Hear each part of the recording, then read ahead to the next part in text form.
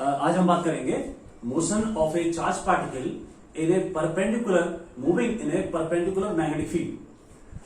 ध्यान दीजिएगा, यहां पर एक मैग्नेटिक फील्ड मैं मान रहा हूं। Suppose the magnetic field is perpendicular to the plane and downwards, directed downwards. Equal distance पे दिखाएंगे बच्चों। मैग्नेटिक फील्ड हमने ऐसे दिखा दी, यानी कि मैग्नेटिक फील्ड किस तरीके से है बच्चों? मैग्नेटिक फील्ड इस तरीके से है, perpendicular to the plane and directed away.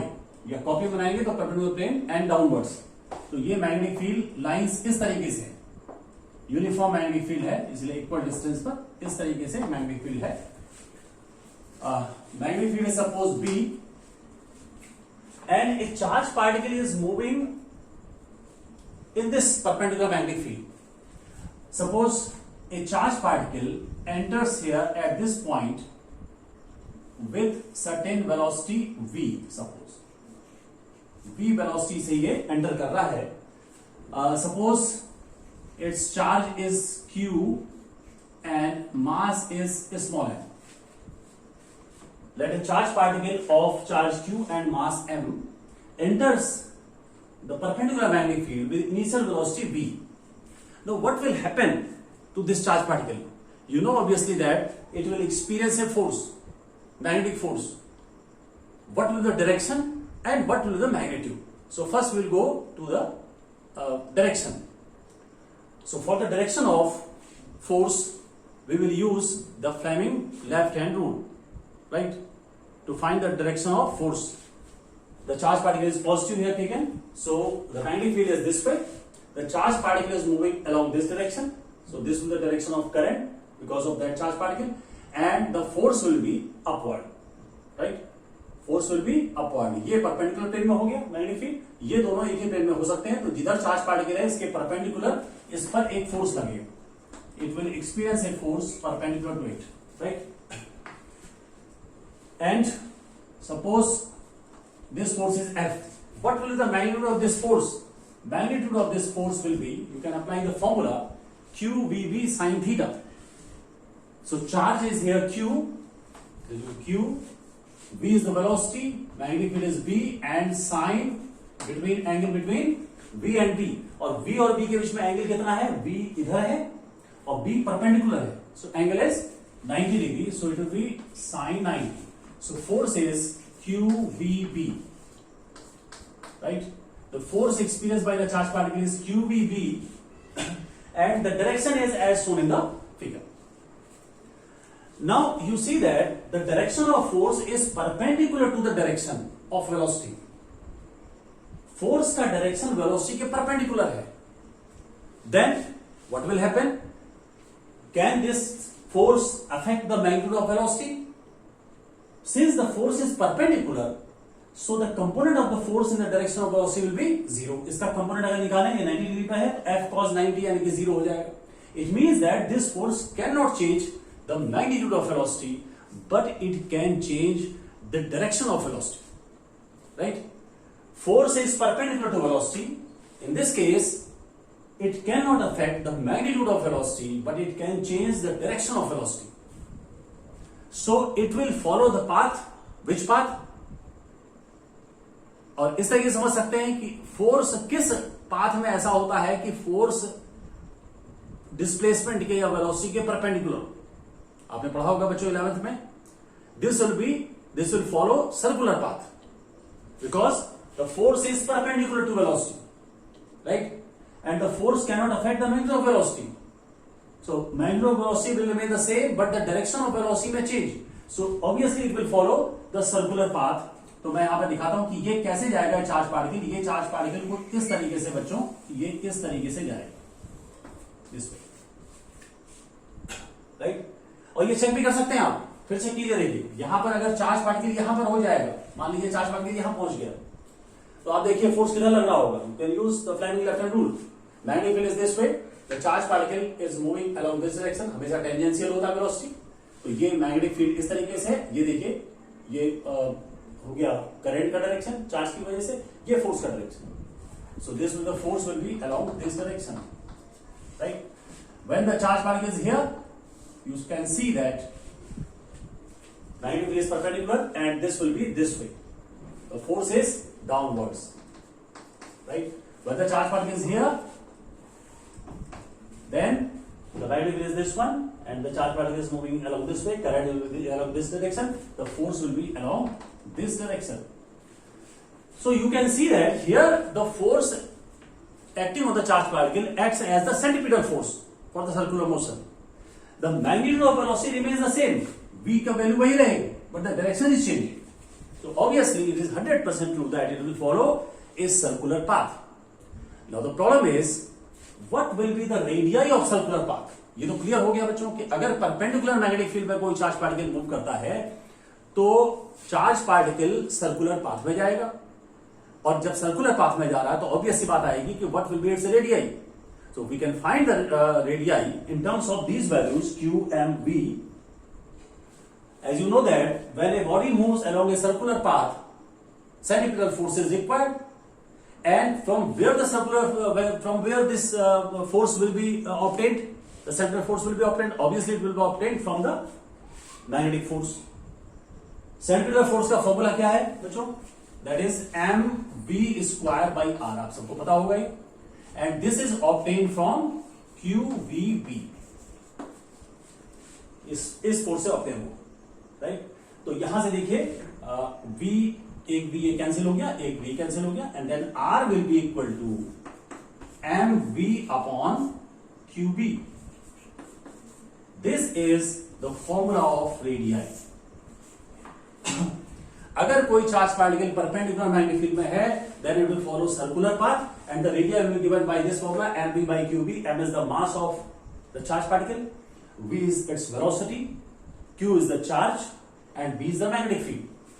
एक बात यहां से और इंपॉर्टेंट है वो समझिएगा, अगर मैं यहां से r अपॉन v निकाल लूं, then r upon v will be equal to m upon qb.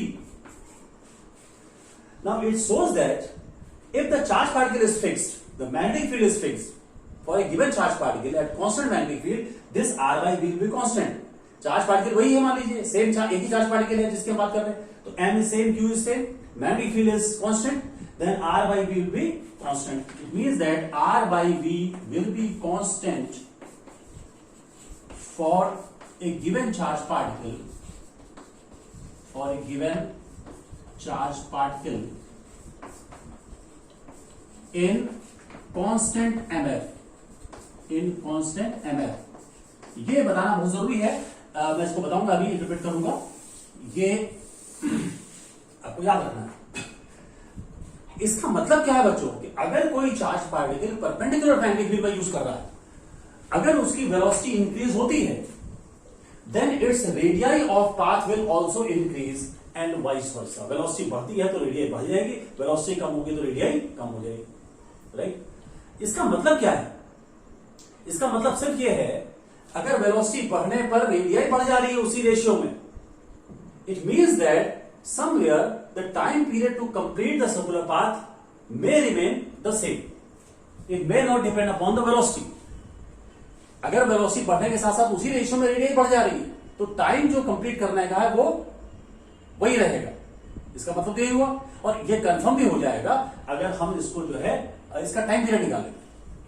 Period of revolution, time period कैसे निकाल सकते हैं? That will be 2 pi r by v, distance upon speed कर देते हैं क्योंकि स्पीड कांस्टेंट है.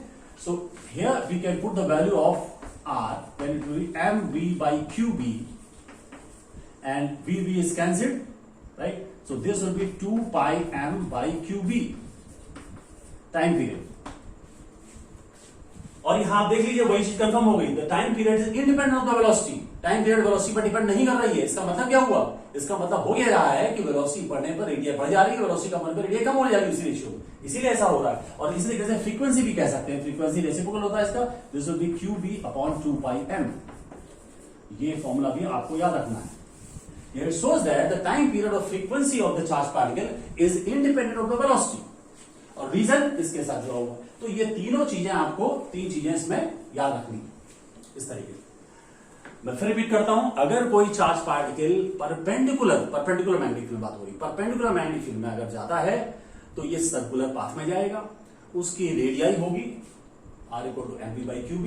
R by v be constant for the charge particle in constant magnetic field, and the time period is given by, or frequency is given by this formula. तो आप formula याद रखिएगा। अब इसमें एक इंपॉर्टेंट पॉइंट है जो इससे रिलेटेड है, इंपॉर्टेंट नोट है, एक पॉइंट है, और कॉम्पिटिटिव एग्जाम में बहुत इससे रिलेटेड क्वेश्चन आते हैं और आपको समझना पड़ेगा। तो मैं इसको जरा सी बताता हूँ आपको, आप ध्यान दीजिएगा कि अगर यहां पर अगर मैं बात करूं कि अगर मैग्नेटिक फील्ड परपेंडिकुलर नहीं है तब क्या होगा। If the charge particle is moving at an angle with the magnetic field, then what will happen. The charge particle is moving in a direction making some angle with magnetic field. Suppose मैं एक यहाँ पे आपको अलग से बता रहा हूँ, ये पॉइंट अलग से पॉइंट है, ये इस टॉपिक का पॉइंट नहीं है, अलग से पॉइंट है। सपोज कीजिए कि मैग्नेटिक फील्ड इधर है, इस डायरेक्शन में मैग्नेटिक फील्ड है, सपोज कीजिए मैग्नेटिक फील्ड इस डायरेक्शन में है और charge particle is moving along this direction. This is the component of velocity, right, and this is making an angle theta with a magnetic field. Now what will happen, आप देखिएगा यहां पर जो हमने प्रीवियस टॉपिक बताया था, जो velocity है वो मैग्नेटिक फील्ड के परपेंडिकुलर है। यहां पर अगर मैं v के दो कंपोनेंट निकाल लूं, एक इस डायरेक्शन में this will be v cos theta and this will be v sin theta. In this case the component v sin theta जो मैग्नेटिक फील्ड के परपेंडिकुलर है, the component of velocity perpendicular to magnetic field will give it circular path, will give the charge particle circular path, and v cos theta will provide the linear path, right? क्योंकि यहां जो magnetic field जो पहले topic में था, magnetic field perpendicular जो component था velocity का, वो सर्कुलर पाथ में जा रहा है। यहां पर v sin थीटा की वजह से सर्कुलर पाथ में जाएगा और v cos थीटा की वजह से लीनियर पाथ में जाएगा। Then the charge particle will move in such a way that it will move in a spiral path. This way, इसको कहते हैं हेलिक्स और helical path. It will move to the helical path. ये helical path में move करेगा बच्चों, ये helical path में इस तरीके से आगे मूव करता जाएगा। तो यहां पर सवाल आता है कि what will be the radius of helix. Then radius of helix in this case will be mv sin theta upon qb। This will be, और ये बात ध्यान रखिएगा, फॉर्मूले से भी आप हमेशा ध्यान रखिए कि एंगल हमेशा फॉर्मूले से ऐसा फिट किया जाता है फॉर्मूला कि एंगल जो है उन वेक्टर्स के बीच में ही होगा। Theta is angle between v and b। Radius of helix will be this one, right. What will the time period, since the time period of frequency is independent of the velocity, so it will remain the same, 2 pi m by qb, and nu will be equal to qb upon 2 pi, it will remain the same। एक चीज और पूछी जा सकती है इसमें कि एक रिवॉल्यूशन में कितना आगे बढ़ा, that is called pitch. So we can find the pitch as v cos theta into time period. v cos theta तो कंपोनेंट है, pitch means distance, velocity into time. तो इससे आप पिच निकाल सकते हैं इससे। So remember that if the charge particle is moving perpendicular to the magnetic field, it will follow circular path. If the charge particle is moving making some angle with the magnetic field, it will follow helical path और helix. और ये आप ध्यान रखिएगा, इस वक्त पर ये फॉर्मूला हो जाएगा। तो ये एक इंपॉर्टेंट पॉइंट था जो मैंने अलग से बताया आपको, ये अलग से आपको ध्यान रखना है। ये इसका एक तरीके से इंपॉर्टेंट पॉइंट हो गया वहां से जो हमने इस टॉपिक से लिखा। So you remember this formulas, and next topic I will discuss about the cyclotron. Cyclotron is a very important device. We will study in the next class. Thank you.